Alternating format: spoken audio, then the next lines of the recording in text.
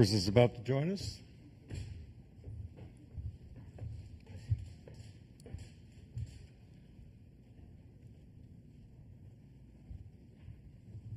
And Coach, we'll start with an opening statement with you, and then we'll go to questions for the student athletes. Thank you all for staying this late. An incredible game, really, tonight. So disappointed for our guys that they played hard, and USC was very good, but I thought we were very good too. Come back and guys played their hearts out. It was a sad locker room, but proud of these guys. Proud of the work that they did. I enjoyed coaching them too. So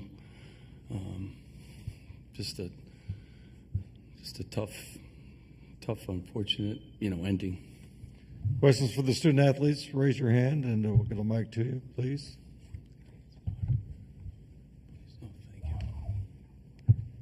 Do we have any questions for the student athletes? Right here, okay. Tyson, obviously it's your last game. Jeremiah, I'm not sure your eligibility completely, but, what's the feelings right now going out like that? Tyson?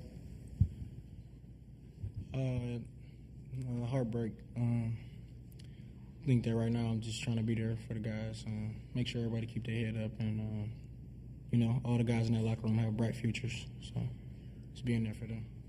Jeremiah? Yeah, Tyson said everything, just devastated. I think the guys in the locker room and even the coaches, we worked so hard all year, and even this game, I think that was a reflection. We worked so hard, and sometimes you just come up short, and it's just devastating. Questions, please. Right here.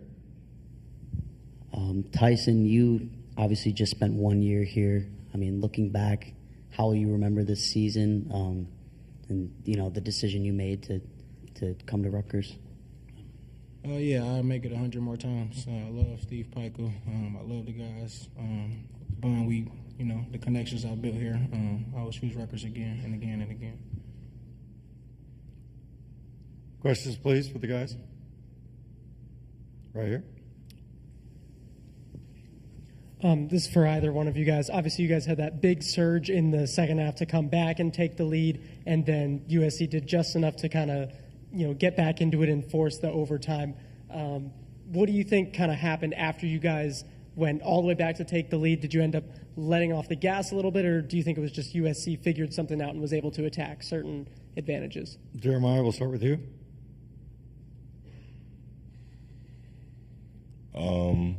Yeah, like you said, I think credit to USC. I think they just did just enough to, surge back into the game and force overtime. And anything can happen in overtime at that point. It's kind of like another game in a sense. Regulation doesn't matter at that point, and you jump into a new segment of the game. So I think, like you said, they did just enough to make it a new game, and they executed in the extra minutes we had. Tyson? Yeah, I think they schemed, we schemed, they changed their game plan, we changed our game plan. It's hard fighting for 65 minutes. I don't know if any of you have ever been to fight, but it's hard to, keep fighting for 65 minutes, and we gave it everything we got, so. Right here. Of course, a lot of new faces on the team this year. Just for both of you guys, was it kind of hard to gel with the team at times, and offensively and defensively, just kind of be on the same page in certain games? Tyson? Oh, yeah, it's always hard, just meeting new people and trying to figure them out and do stuff like that. But I think we got along really well. We bonded really well on and off the court. We did a lot of things together to build that bond and that chemistry. So, yeah, these guys are my brothers. This is my family. Rutgers is my family. Jeremiah? Yeah, for any team, been in college 5 years, and I think for any team, especially nowadays with the portal and stuff like that, I think you'll have times where, you may have miscommunications or it may be hard to gel at times. And sometimes we probably went through that this year. We had a younger team. But, to answer your question, yes, I think sometimes we did. But I think that's the nature of college basketball now, and I think every team in America has had that issue. Right here. You guys are obviously, this isn't your first rodeo. You guys are experienced veterans. What was your guys' kind of message after the game to, some of the younger players on your team, like Dylan or Ace, who maybe haven't been through a situation like this, especially, after such a tough loss like that? Jeremiah? Yeah, I mean, honestly, I don't think there's much to say. I mean, Coach Pike gave us a speech after, but throughout the players, I mean, it's very devastating. It's a lot of emotions. It's the end of the year. We've been through a lot, and I think a lot of emotions in everyone, and you just take it all in. And I mean, we will all communicate after the season. I think we'll regroup then, but you're just kind of taking in all the emotions, and it just really sucks at that point. And no need for us to talk amongst each other. Tyson? Yeah, right now, like I said earlier, just trying to be there for the guys. Right now is not the time to give speeches, and this is not the last time we're going to see each other. So, we'll talk amongst ourselves, like Jeremiah said, and sort it out there and talk to each other about different type of things. Okay, we will dismiss the student athletes. Thanks, Phyllis. And continue with Coach. Take your water, too. Thank you. Right back here. Hey, Steve. Steve. Yes. Steve Stremming, Excel Sports. In the flow of the game, now that it's gone double overtime and the game's over, do you think you should have put that press on different? And I thought I'd seen some differences in your Rutgers press that I hadn't seen all year long against SC. Do you think you might have put your press on a little bit earlier? It's hard to do that too. But we got down early in the first half, and we've pressed kind of a lot at the end of the season. We changed our rotation a little bit, and we pressed more and more.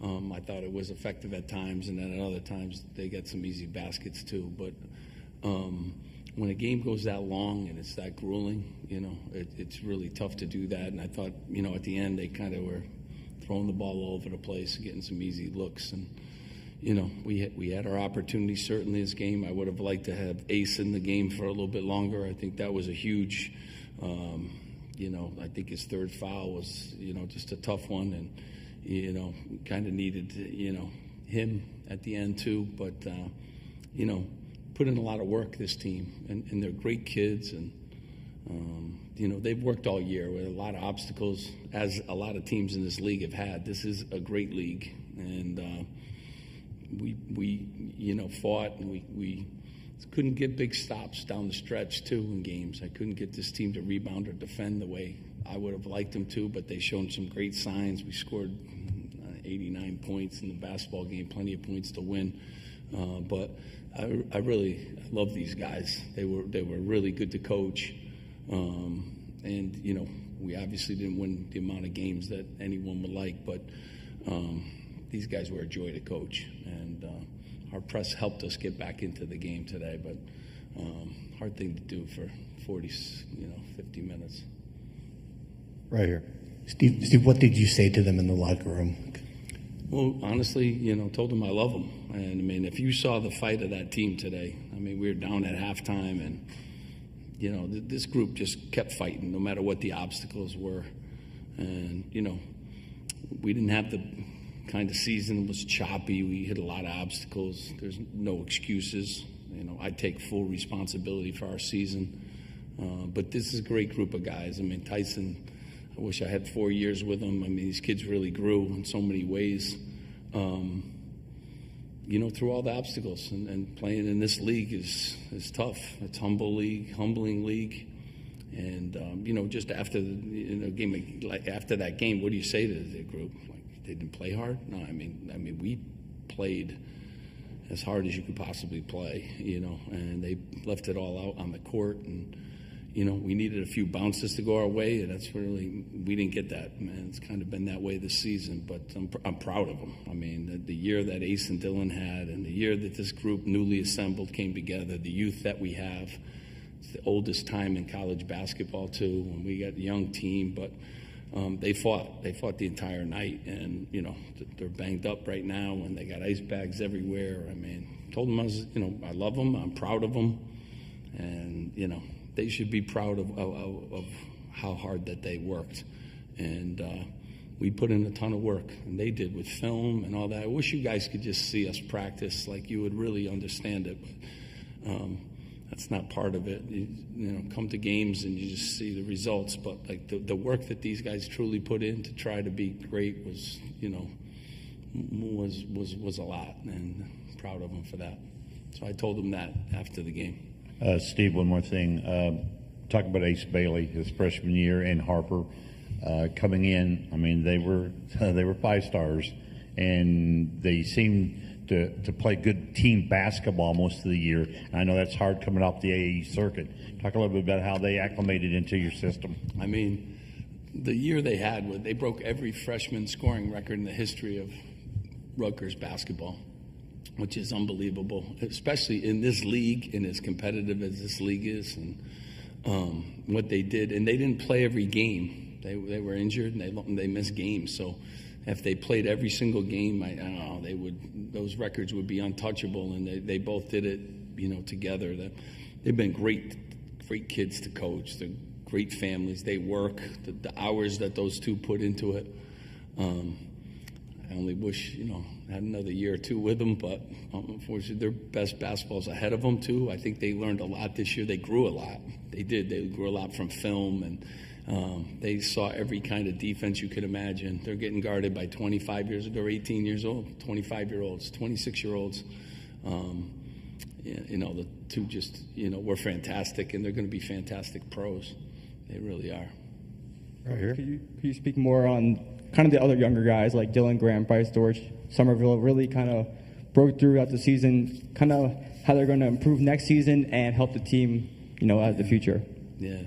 I mean, the development, those two guys, Lathan lost 50 pounds from June to get into the kind of conditioning and shape that he got into, just continued to get better.